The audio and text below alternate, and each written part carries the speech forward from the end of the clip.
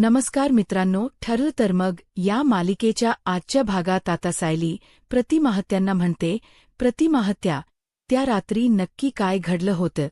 त्या अपघाताबद्दल तुम्हाला काही आठवत नव्हतं ना? तर प्रतिमाहत्या म्हणतात, नाही सायली, त्यावेळी मला काही आठवत नव्हतं, पण आता मात्र ती रात्र, तो दिवस माझ्या डोळ्यासमोर आहे.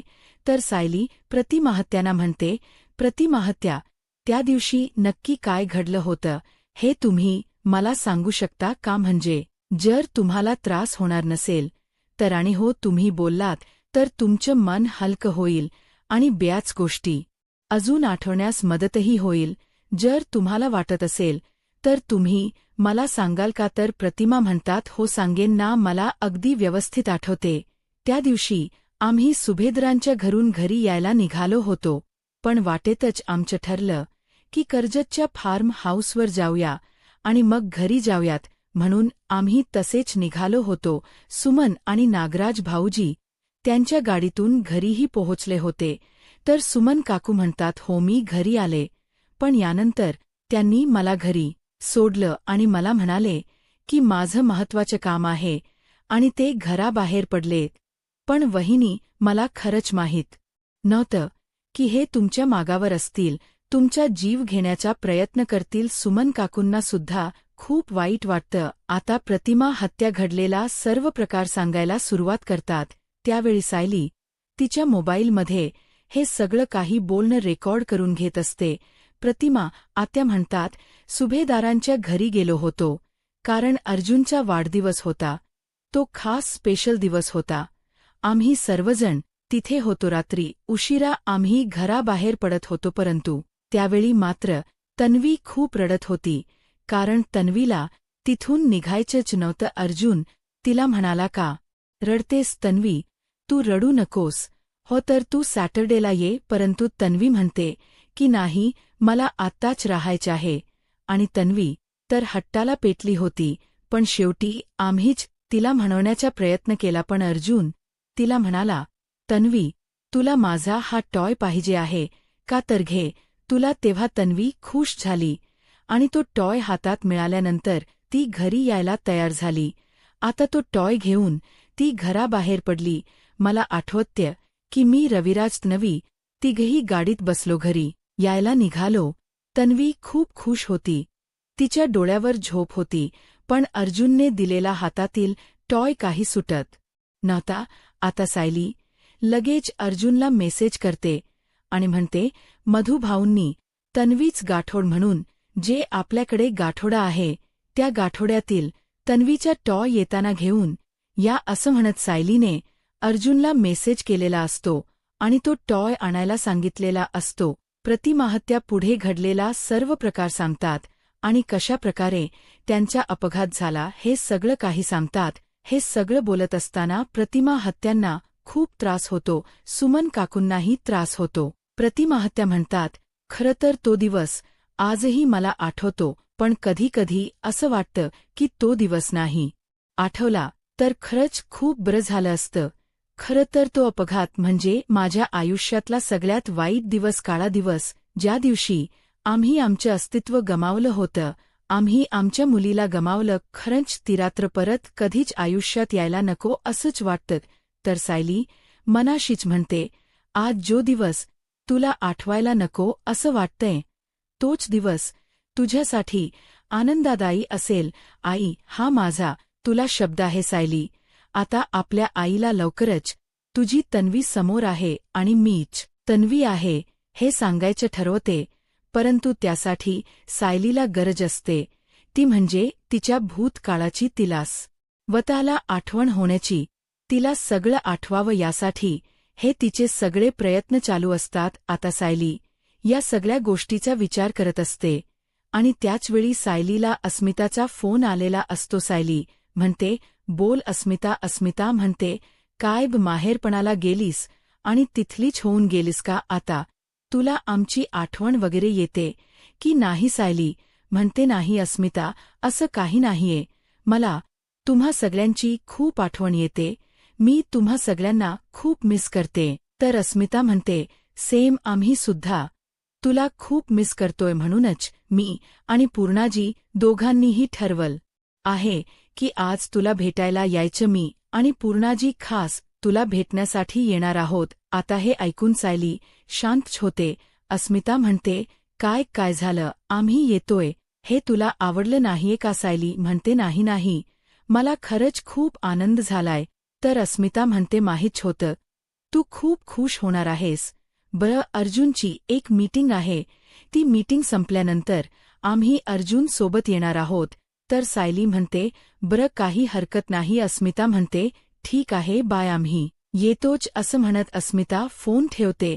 परंतु सायलीला मात्र खूप टेन्शन आलेलं असतं. काकू सायलीला विचारतात, काय झालं सायली म्हणते, काही नाही काकू, काही नाही, सहजच. असं म्हणत आता सायली प्रतिमाहत्यांना म्हणते, प्रतिमाहत्या आत्या, तुम्ही तयार होताय ना? प्रतिमा आत्या म्हणतात, हो, मी तयार होते आणि यांना सुद्धा तयार व्हायला सांगते. असं म्हणत प्रतिमा आत्या आलेच असं म्हणून रूमच्या दिशेने निघून जातात. तर दुसरीकडे सुभेदारांच्या घरी आपल्याला पाहायला मिळतं प्रतापराव अस्मिताशी बोलत असतात. त्यावेळी अस्मिता प्रतापरावांना म्हणते, मी ज्यावेळी इंटरव्ह्यू द्यायची त्यावेळी चैतन्य गोलूला सांभाळायचा. प्रतापराव म्हणतात, काय म्हणजे? तू इंटरव्ह्यू द्यायचीस त्यावेळी चैतन्य आपल्या गोलूला सांभाळायच्या? तर अस्मिता म्हणते, हो. असं म्हणत घडलेला सर्व प्रकार अस्मिता प्रतापरावांना सांगू लागते. ज्यावेळी अस्मिता पहिल्या इंटरव्ह्यूला गेलेली असते त्यावेळी सुद्धा गोलूला चैतन्याने सांभाळलेलं असतं. अस्मिताची इंटरव्ह्यू होताच चैतन्य अस्मिताला म्हणतो, काय मग, कसा झाला इंटरव्ह्यू? तर अस्मिता म्हणते, खरंच खूप छान झाला, पण नाईट शिफ्ट आहे आणि मला शक्य नाही. प्रत्येक इंटरव्ह्यू दिवशी अस्मिताला चैतन्याची साथ मिळालेली असते आणि चैतन्य गोलूला सांभाळायचा आणि म्हणूनच मी इंटरव्ह्यू देऊ शकले, असं अस्मिता प्रतापरावांना सांगत असते. प्रतापराव हे सगळं काही ऐकतात. त्यावेळी अस्मिता प्रतापरावांना म्हणते, डॅड, मला हे सगळं काही कोणाशी तरी बोलायचं होतं. माझं मन मोकळं करायचं होतं. हे सगळं काही मी सायलीशी बोलू शकले असते. तिला माझ्या मनातील भावना सांगू शकले असते. पण सायली तर प्रतिमांच्या घरी आहे, ती इथे नाहीये आणि म्हणूनच मला माझ्या मनातील गोष्ट कोणाशी शेअर करता आली नाही. आणि सायली तिथे असताना मला तिला त्रास द्यायचा नव्हता. पण डॅड, खरंच मला ही सगळी गोष्ट कोणाशी तरी शेअर करायची होती. पण त्यावेळी चैतन्याने मला साथ दिली. चैतन्यमुळे हे सगळं काही शक्य झालं. प्रतापराव म्हणतात, पण अस्मिता, तुला माझ्याशी ही सगळी गोष्ट शेअर करावी, मला सगळं काही सांगावं असं तुला वाटलं नाही का बाळा? तर अस्मिता प्रतापरावांना म्हणते, डॅड, तुम्ही खूप कामामध्ये बिझी होता, तुम्हाला कामाचाही ट्रेस होता आणि या सगळ्यात मी तुम्हाला अजून त्रास द्यायला नको असं मला वाटत होतं. आणि त्यात मम्माला तर मी जॉब करते, मी जॉब शोधते, याबद्दल सांगायची हिंमतच होत नव्हती. मग डॅड, मला सांगा, मी तुम्हाला तरी कसं सांगणार होते? तर आता प्रतापराव म्हणतात, खरं तर माझंच चुकलं. खरं तर मलाच कळायला होतं की जरी आपली मुलं मोठी झालीत तरीसुद्धा आपल्या आयुष्यातील, आपल्या दिवसातील थोडा तरी वेळ आपल्या मुलांना द्यायला हवा, त्यांच्या मनातील भावना समजून घ्यायला हव्यात. आता प्रतापराव अस्मिताला खंबीर पाठिंबा देत म्हणतात, ठीक आहे बाळा, तुला नोकरी करायची आहे ना, कर, तू नोकरी कर आणि हो तर मी तुझ्यासाठी चांगला जॉब शोधतो. पण हो, बाकी सगळे कष्ट हे तुलाच करायला हवेत, सगळी मेहनत तुला करायला हवी. आता हे ऐकून अस्मिता खूप खुश होते. तर प्रतापराव अस्मिताला म्हणतात, मी केलेली ही छोटीशी मदत चालणार आहे ना तुला? अस्मिता आनंदानेच डॅडला मिठी मारते आणि म्हणू लागते, थँक यू डॅड. आता प्रतापराव अजिबात वेळ वाया न घालवता लगेच आपल्या ओळखीच्या एका व्यक्तीला फोन करतात आणि म्हणतात, हा देसाई, असं म्हणत आता अस्मिताच्या जॉबसाठी त्यांच्याकडे शब्द टाकतात. तर दुसरीकडे पाहायला मिळतं अश्विन कल्पनाई ना समजावत म्हणतो, मम्मा प्लीज, अग शांत हो ना मम्मा, अग आम्हाला कळते की तू हे सगळं काही अस्मिताईसाठी आणि गोलू या दोघांच्या भल्यासाठी करतेस, त्यांच्या भल्यासाठी बोलतेस. पण मम्मा, एकदा तू तिची बाजू तरी समजून घेना हे बघ मम्मा अस्मिताई लग्न अगोदर तुम्हा सगळ्यांवरती अवलंबून होती आणि लग्नानंतर सचिनवर तर कल्पनात ताई म्हणतात पण हा किती मूर्खपणा आहे अस्मिता हे आमच्यासाठी ओझ झालंय का ते कोणावरही अवलंबून नाहीये आमची मुलगी आम्हाला जड झालेली नाहीये अश्विन तर अश्विन म्हणतो मम्मा असं काही नाहीये खरं तर तू स्वतःला तिच्या जागेवर उतरवून बघ अगं खरं तर तिला फक्त आई ही जबाबदारी नाही पूर्ण करायची आहे तर तिला गोलूची आई आणि वडील सुद्धा व्हायचे आहे तर कल्पनाताई म्हणतात अश्विन मला सगळं काही कळतंय समजते पण या सगळ्यामध्ये गोलू भरला जातोय त्याचं काय तर आता अश्विन म्हणतो मम्मा अगं आपण त्याला वायावर सोडणार आहोत का आपण त्याच्याकडे दुर्लक्ष करणार आहोत का आपण सर्वजण आहोत ना गोलूला सांभाळायला आपण सर्वजण आहोत अगं तू आहेस सायली वहिनी आहे विमल आहे आम्ही सर्वजण आहोत मग गोलूची काळजी का करतेस तू तर कल्पना ताई म्हणतात कारण काही महिन्याच्या बाळाला घरी सोडून नोकरी करावी ज्यांना गरज असते त्यांनी जरूर करावी मी नाही म्हणत नाही पण अस्मिता तिच्यावर अशी वेळ खरंच आलेली नाहीये की तिने एवढ्या छोट्या बाळाला ठेवून नोकरीसाठी जावं मग अस्मिता का हट्ट करते का हट्टाने नोकरी करायचं ठरवते तर अश्विन समजावत म्हणतो मम्मा जरा शांत हो आणि ऐक अस्मितात ताई पैशासाठी नोकरी करत नाहीये आपण समजूया असं म्हणत अश्विन आता कल्पना ताईंना समजावत असतो आणि त्याचवेळी प्रतापराव त्या ठिकाणी आलेले असतात तर अश्विन कल्पनात ताईंना म्हणतो पण तिचं मन शांत राहण्यासाठी ती आनंदी राहण्यासाठी तिने काहीतरी केलं पाहिजे तिने कशातरी गोष्टींमध्ये स्वतःला गुंतून घेतलं पाहिजे हे तुला पटत नाहीये का मम्मा तर आता अश्विनच बोलणं कल्पनाताईंना पटतं आणि कल्पनाई म्हणतात की हो तर त्याचवेळी प्रतापराव म्हणतात मग जर ही नोकरी करूनच अस्मिता आनंदान राहणार असेल तर तिला या सगळ्या गोष्टींमध्ये आनंद मिळणार असेल तर आता प्रतापराव सुद्धा पुढे येतात आणि कल्पना ताईंना समजावत म्हणतात कल्पना मी अस्मिताच सगळं म्हणणं ऐकून घेतलं आहे आणि तिचं बोलणं मला पटते तिचा निर्णय मला पटतोय कल्पना आपल्या मुलीच सुख आपल्यासाठी महत्वाचं आहे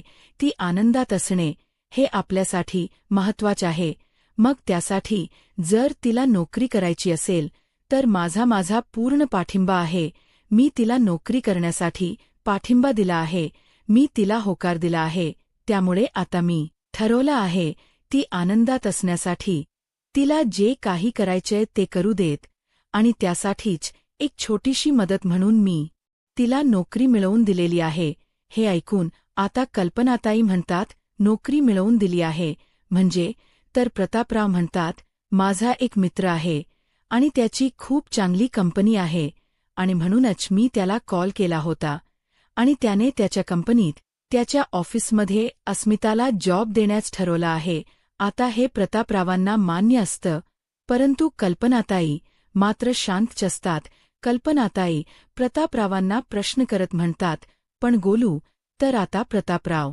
कल्पनाईंना म्हणतात कल्पना अगं असं काय करतेस मूल झालं म्हणजे बाईचं जगणं थांबतं का अस्मिता आपली मुलगी आहे आणि आपल्या मुलीच्या पाठीशी खंबीरपणे उभं राहणं हे आपलं कर्तव्य आहे हे बघ अस्मिता जर काहीतरी धडपड करते तर आपण तिला खंबीर पाठिंबा द्यायलाच हवा आणि हे बघ कल्पना सतत जर आपण अस्मिताला विरोध करत राहिलो तिला थांबवण्याचा प्रयत्न केला तर ती आपल्यापासून दूर निघून जाईल आणि मग मात्र त्याला काहीच अर्थ राहणार नाही आणि मग मात्र आपण तिला थांबवू शकत नाही स्वतःला सिद्ध करायचे आहे ना मग त्यामुळे नोकरी आणि मूल हे एकत्र सांभाळायला तिला जमतं का त्यासाठी तिला वेळ देता येईल का हे सगळं काही तिला स्वतःहून अनुभव देत तिला स्वतःहून प्रयत्न करू देत तिला स्वतःहून हे सगळं काही बघण्याची आपण संधी द्यायला हवी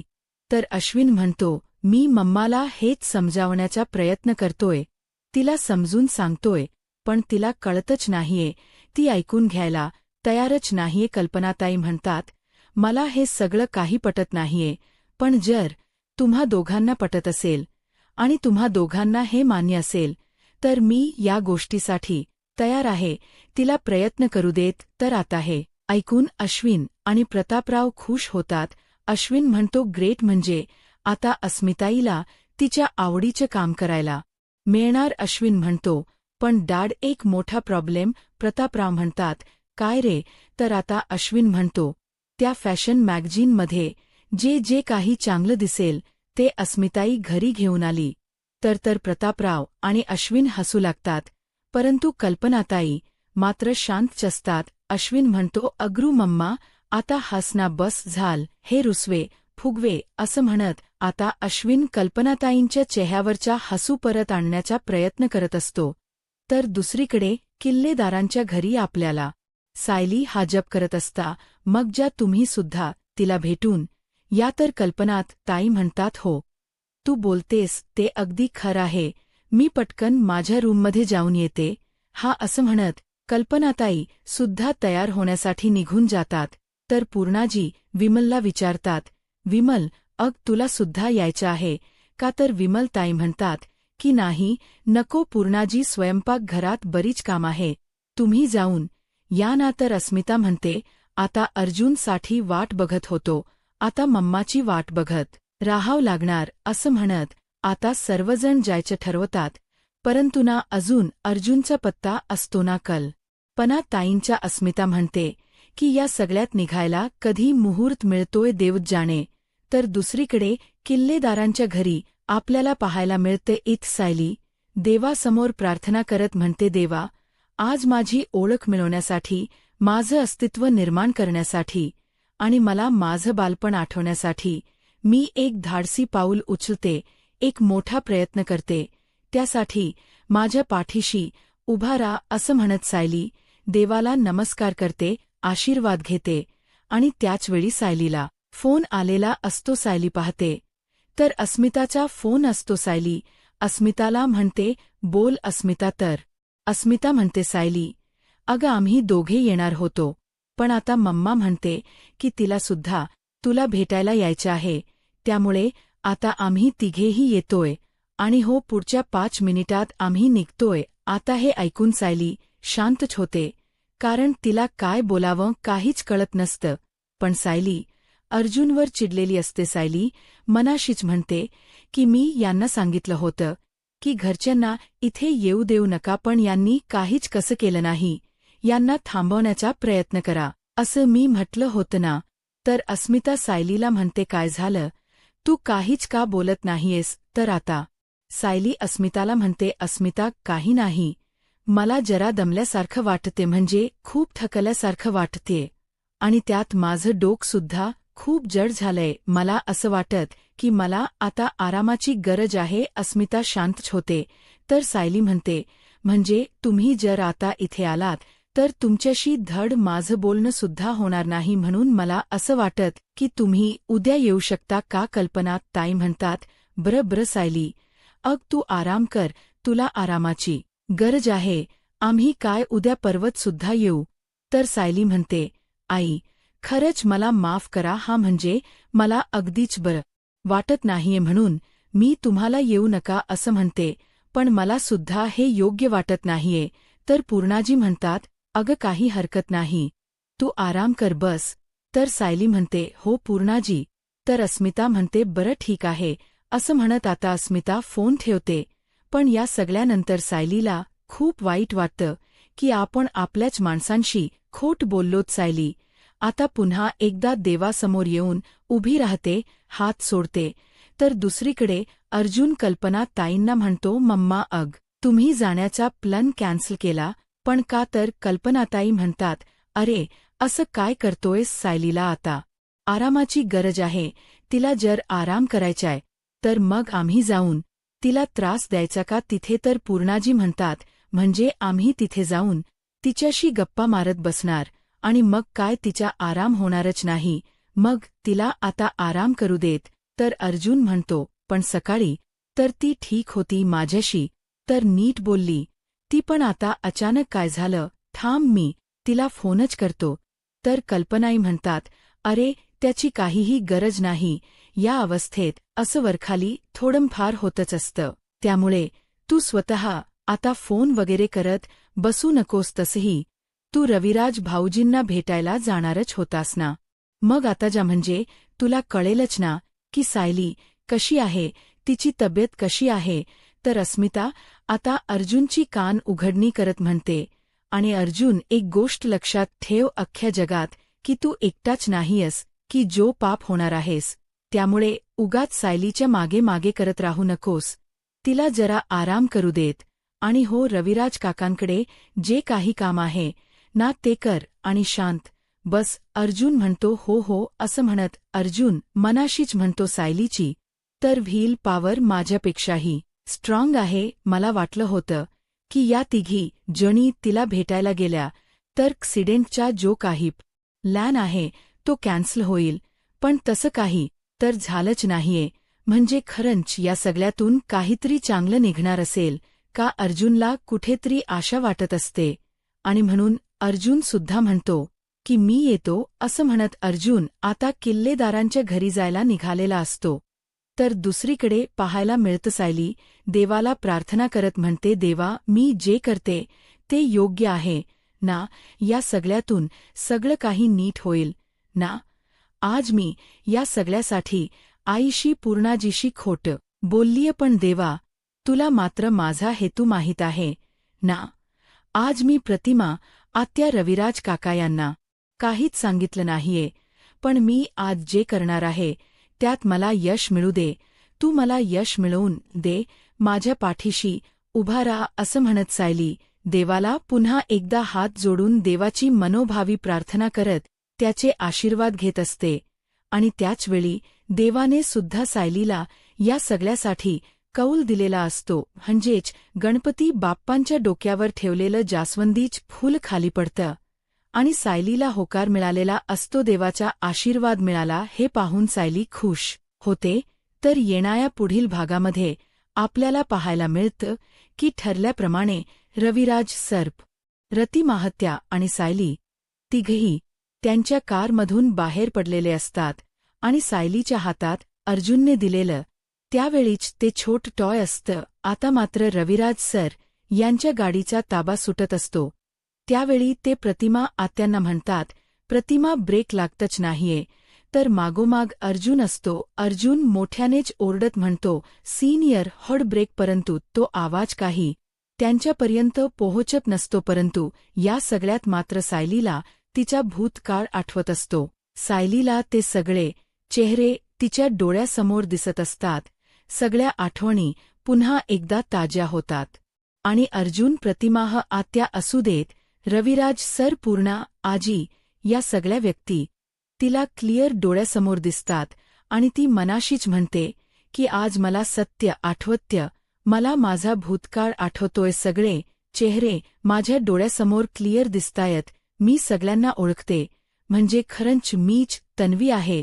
आता सायलीला कळालेलं असतं की हो, मीच तन्वी आहे आणि याच्याच तिच्या चेहऱ्यावर आनंद दिसून येतो. परंतु हा आनंद फार काळ टिकेल का. रविराज सर आणि त्यांची फॅमिली या सगळ्यात वाचू शकेल का. तन्वीला तिच कुटुंब पुन्हा एकदा मिळेल का. आता पुढे काय होईल हे पाहायला आत्ताच माझा महाराष्ट्र या यूट्यूब चॅनलला सबस्क्राईब करा. धन्यवाद.